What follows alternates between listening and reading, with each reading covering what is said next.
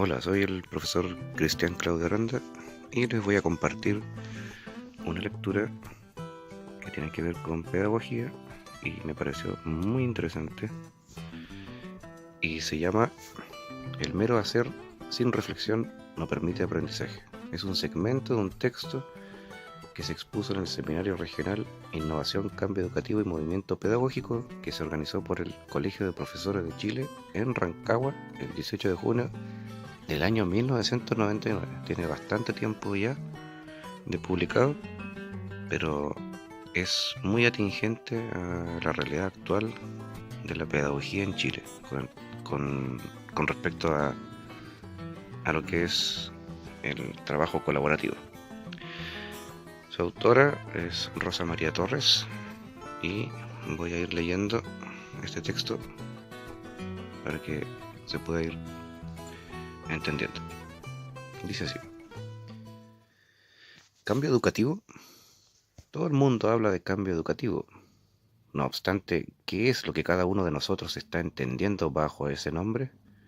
Y aunque aquí en esta sala pudiera cada uno de nosotros decir qué entiende por tal, quizás no llegaríamos a un acuerdo. Y no se trata de eso tampoco, porque precisamente hay muchas versiones acerca de lo que es y cómo se produce el cambio educativo. Un maestro lo ve de manera distinta a un supervisor o a un ministro de educación, porque las realidades y las funciones desde las cuales se ubica cada uno respecto del cambio educativo son distintas en cada caso. En general, cuando se piensa en cambio educativo, se piensa en reforma educativa, de arriba para abajo. Y cuando se habla de reforma educativa, se habla de reformar el sistema escolar. No obstante, el cambio educativo no se produce únicamente por medio de intervenciones de arriba abajo, ni la educación se reduce al sistema escolar. Se educa y se aprende también en la familia, a través de los medios de comunicación, en la práctica, en el trabajo, en la relación con los pares, etc. Por eso, para cambiar la educación e incluso para cambiar el sistema escolar, no basta con cambiar el sistema escolar. Hay que cambiar el sistema educativo, las mentalidades sobre lo educativo y los modos de enseñar y aprender dentro y fuera del aparato escolar. Por otra parte, a uno le resulta más cómodo decir que hay que cambiar el sistema, que decir, por ejemplo, tengo que cambiar yo. Y sin embargo, ambas cosas van juntas. Y esto es lo doloroso. Cuando digo quiero cambiar la educación, estoy diciendo quiero cambiar yo mismo. Y esto, que es cierto a todos los niveles, resulta difícil reconocer también a todos los niveles. Lo cierto es que todos somos parte y cómplices del sistema escolar y del sistema educativo que tenemos. ¿Pero qué quiere decir cambiar el sistema escolar? Por un lado quiere decir cambiar la institucionalidad, las normas, la cultura institucional, los horarios, los espacios, los contenidos, los métodos. Pero lo más importante y al mismo tiempo lo más difícil es el cambio de las personas. Esa es la parte medular de lo que llamamos cambio educativo. Ahora, cuando uno dice cambiar a las personas, cada cual piensa que esas personas son otros. El ministerio dice, yo voy a cambiar a los profesores. Los profesores dicen, yo voy a cambiar a los padres de familia. O yo voy a cambiar a los alumnos. Nadie quiere reconocer la necesidad del propio cambio. Ese protagonismo que ustedes quieren y requieren, como he escuchado acá, pasa fundamentalmente por una introspección respecto de qué es lo que cada uno de ustedes tiene que cambiar para poder hacer ese cambio. Y esto es doloroso, porque implica autocrítica, sacar a la luz, compartir inseguridades y debilidades con otros. Reconocer que parte del problema está adentro y tiene que ver con uno. Cuando uno estuvo acostumbrado a pensar que los problemas estaban fuera, resulta muy penoso. Pero cuando se le empieza a hacer y se le encuentra el sentido, entonces ese desnudarse y ese analizar críticamente y compartir la propia práctica se vuelve parte de la tarea profesional. Cuando es algo impuesto, no se entiende el por qué y finalmente no se hace o se hace pero no sirve. El propio cambio solo puede partir de la convicción y de una introspección interior honesta, seria. A eso es a lo que se llama reflexión crítica, pensamiento crítico, analizar la propia práctica. Esa es la base del aprender entre pares. la posibilidad de compartir con colegas no solo las maravillas que hace uno, sino también los problemas y debilidades que uno tiene para buscar ayuda y para no perder de vista la necesidad del aprendizaje continuo. Entonces, aspirar al protagonismo en el cambio pasa por el dolorosísimo parto de cambiarse a uno mismo, cambiar la actitud, pensar de otro modo, ser receptivo a considerar otros puntos de vista, etc. Quisiera aquí profundizar algunas de esas rupturas que me parecen condiciones esenciales para el protagonismo docente en esta época. Esta es época de gran crisis en todos los órdenes. La educación, que siempre fue a pie mientras el conocimiento y la tecnología iban ya trepadas en moto, ahora sigue a pie, pero el conocimiento y la tecnología ya viajan en avión. El desfase es ya insostenible y ustedes como profesores deben constatarlo todos los días. Hoy en día ser maestro debe ser algo sumamente difícil. Es admirable la labor que ustedes hacen. Es heroico tratar de enseñar en las condiciones en que ustedes tienen que enseñar y lograr aprendizajes a pesar de, muchas veces, condiciones que son totalmente adversas para el aprendizaje. La tarea que ustedes realizan es de por sí encomiable. Creo que reconocer esto es el punto de partida para cualquier diálogo con un docente. La tarea es muy difícil, en parte porque los maestros están mal equipados para realizarla, porque las herramientas que tendrían que tener, tanto de información y conocimiento como materiales, textos, enciclopedias, laboratorios, computadoras, etc., no están al alcance. Es difícil porque no solo los maestros, sino la propia institución escolar está desfasada respecto de los tiempos. Persisten comportamientos, normas, espacios, tiempos, lenguajes, modos de pensar y relacionarse que pertenecen a otra época. Y esto es cierto no únicamente para la escuela pública, sino también para la escuela particular, que a veces esconde su antigüedad y su mala calidad en el despliegue de recursos detrás de un estante de libros o de una sala de computación. La mentalidad escolar tradicional, la vieja escuela, está tanto en la escuela privada como en la pública, tanto en la de los pobres como en la de los ricos. Los jóvenes de hoy se aburren en el sistema escolar, no le encuentran sentido a lo que se les enseña y se rebelan contra los viejos métodos de enseñanza. Nuestros hijos y nietos han nacido en la cultura audiovisual, que funciona en base a imágenes, que es a colores, de ritmo rápido. Son otros jóvenes, otro tipo de alumnos los que ustedes tienen en sus aulas. Y a ese nuevo alumno tratamos de enseñarle con nuestras viejas ideas de lo que es enseñar y aprender, de lo que es ser joven, de lo que es la vida, de lo que es el futuro. Estudios y encuestas realizadas en varios países muestran que los jóvenes de hoy tienen una visión muy negra del futuro. La propia noción de futuro para muchos jóvenes es inexistente. Parte de la competencia profesional de un docente hoy en día es justamente ayudar a niños y jóvenes a construir para sí mismos una imagen, un sentido, una posibilidad de futuro. Cambiaron los tiempos, cambió la realidad, el conocimiento avanzó de una manera insospechada, lo que hoy se sabe respecto del aprendizaje y de la comprensión es muy superior a lo que se sabía hace 30 años. Cuando ustedes o yo fuimos formados como docentes, se sabía muy poco acerca del aprendizaje. Uno estudiaba pedagogía y lo que le daban era biografía de autores, de los pedagogos clásicos y algunos elementos muy sintéticos de su pensamiento y de su obra. Es mucho lo que se ha avanzado y lo que se está investigando en este campo. Estamos empezando a entender cómo funciona el cerebro humano, la inteligencia, el aprendizaje, las relaciones entre afecto y aprendizaje, entre aprendizaje y memoria, entre expectativas y rendimiento escolar. Y a pesar de todos estos nuevos conocimientos y avances, la pedagogía viva, la pedagogía en el aula, no cambió en lo sustancial. Ese nuevo conocimiento ni siquiera ha llegado a las universidades y a los especialistas, en muchos casos mucho menos al sistema escolar y a los docentes. La escuela a la que va la inmensa mayoría de niños y jóvenes latinoamericanos es una escuela antigua, de principios de siglo. Antigua en las paredes, antiguo el conocimiento que sustenta la transmisión de saber, antiguo el saber que se transmite, antiguas las bases sobre las que se evalúa el aprendizaje. Una escuela que todavía cree que aprender es acumular información, la escuela bancaria a la que se refería Paulo Freire. La idea de que yo transmito y tú registras exactamente lo que te digo, por eso en el examen te voy a pedir que me repitas exactamente lo que yo te dije.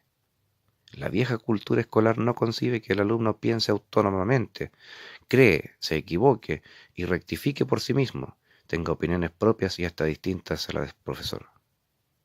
Todos tienen que pensar igual, todos tienen que dar la misma respuesta. Todo eso es contradictorio con la posibilidad misma de aprender, porque la comprensión es, por naturaleza, diversa e idiosincrásica. Si después de esta charla con ustedes yo paso un examen preguntándoles qué fue lo más importante que tocamos aquí o qué comprendió cada uno de ustedes, seguramente no van a haber dos exámenes iguales. Todas las respuestas serán distintas. El sistema escolar sigue operando con una noción antigua, incluso equivocada, de lo que es el aprendizaje. El saber pedagógico es un saber histórico y socialmente construido, del cual los maestros son a la vez portadores y artífices. Los maestros han aprendido a enseñar sobre todo en el proceso mismo de enseñar y a partir de su propia experiencia como alumnos en el sistema escolar, al ver enseñar a sus profesores. ¿Cómo puede esperarse entonces que estén al día de los nuevos conocimientos sobre la enseñanza y el aprendizaje? Pero hay una parte de responsabilidad también de los propios docentes, tanto de cada docente individual como de los docentes colectivamente. Hay múltiples maneras de aprender y avanzar profesionalmente, y una de ellas es el de juntarse con otros, el buscar a los pares para compartir y pensar. El mero hacer sin reflexión no permite aprendizaje. Y esto es fundamental en una tarea que puede llegar a ser rutinaria y vitalicia como es la docencia. Los docentes necesitan más que nadie romper con la idea de que solo se aprende cuando hay un curso, un seminario o una oferta formal de capacitación. Esto que están haciendo ustedes acá en este mismo encuentro es de hecho parte importante de su perfeccionamiento profesional. La posibilidad de compartir y aprender entre pares, de reflexionar críticamente sobre la práctica, de registrarla, de sistematizarla, eso es parte de un aprendizaje profesional que los docentes todavía no han hecho y que es fundamental para conquistar ese protagonismo docente. ¿Qué significa un movimiento pedagógico desde los docentes para el cambio educativo? Para terminar con estas reflexiones, quiero retomar algunas cosas que fui anotando mientras ustedes hablaban. ¿Qué significaría hoy hacer un movimiento pedagógico desde los docentes para el cambio educativo? No se trata solamente de juntar voluntades, de sumar personas y saberes. Se trata de construir algo distinto. Implica el parto del propio cambio. Implica rupturas, transiciones y nuevos énfasis como los siguientes. De A. Del hacer al hacer reflexivo, hacer pensando. De la crítica a la propuesta. De la crítica a la autocrítica. Del aislamiento a la cooperación, el intercambio entre pares, la red. Del trabajo individual al trabajo en equipo. De seguir instrucciones al tomar decisiones. Del aplicar el currículum al construir el currículum. De la capacitación a la movilización. Del perfeccionamiento a la profesionalización. De la transmisión de información a la construcción del conocimiento. Del aula a la escuela. De la escuela al sistema escolar. Del sistema escolar al sistema educativo. De lo micro a lo macro. De lo local a lo nacional. De lo nacional a lo internacional global. Del agente escolar al agente educativo. Del agente educativo al agente social ciudadano. Del movimiento pedagógico al movimiento social. La revisión autocrítica a todos los niveles, tanto personal como institucional, es fundamental para disparar el cambio. ¿De dónde viene el impulso al cambio? De la convicción de la necesidad del cambio. No puede venir del decreto o de la norma o de la imposición. Ni siquiera puede venir de un puro convencimiento intelectual. Lo que impulsa a la gente a hacer y a hacer de otro modo es producto de una convicción. Aquí interviene la voluntad. Solamente puedo cambiar si estoy convencido de que ese cambio es importante y necesario. La autocrítica es una herramienta fundamental para mejorar toda práctica profesional, pero los maestros están entrampados en una situación complicada. La docencia es una profesión bien difícil de ejercer y un rol bien difícil de equilibrar. La sociedad le pone al docente la consigna de tú sabes, tú tienes que enseñar. Viene la reforma y le dice tú no sabes, tú tienes que aprender. El padre de familia espera que el maestro enseñe. La reforma espera que el maestro aprenda. Y el maestro se debate entre estas dos identidades y estas dos expectativas, pero la que prima, la que ha primado históricamente es la del yo ya sé. El docente ha sucumbido a la trampa mortal del yo ya sé. No puedo mostrar ignorancia, no puedo dudar, tengo que tener respuestas para todo lo que me pregunten mis alumnos, si no queda en duda mi legitimidad como maestro. El cambio hay que empezarlo por aquí, en la negación del maestro enciclopedia. De otro modo, no hay ninguna posibilidad de que los docentes aprendan, continúen aprendiendo, ganen autonomía profesional. Parte del rol profesional es percibir lo que no se sabe y poder decir no sé. Esto no pone en duda el profesionalismo de una persona, sino que por el contrario muestra honestidad profesional, seriedad, respeto por el conocimiento y compromiso con el aprendizaje continuo. No obstante, al docente se le instaló la mentalidad de que siempre tiene que saber. Se le instauró un mecanismo perverso por el cual tiene que hacer como si supiera. No hay ninguna posibilidad de avanzar mientras esa coraza no se rompa desde afuera, desde lo que los padres de familia, la comunidad, la sociedad les pide a los docentes y entiende que es el rol docente, y desde adentro de cada docente. Desde la coraza del yo ya sé no se puede aprender, y en todo este proceso si hay algo que es central es el aprendizaje del propio docente. Protagonismo docente quiere decir, entre otras cosas, que los docentes deben pasar a ser verdaderos líderes del aprendizaje.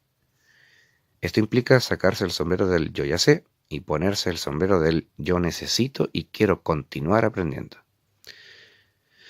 De hecho, hoy, al presentarse y decir cada uno de ustedes cuál es su expectativa respecto a este seminario, muchos de ustedes dijeron, estoy aquí porque me gusta aprender. Vengo aquí a aprender. Hay entonces no solo propósito, sino que el propósito coincide con algo que a uno le gusta. La combinación ideal. La reflexión crítica sobre la propia práctica es algo de lo que se habla desde hace mucho tiempo en relación al tema docente y a la formación.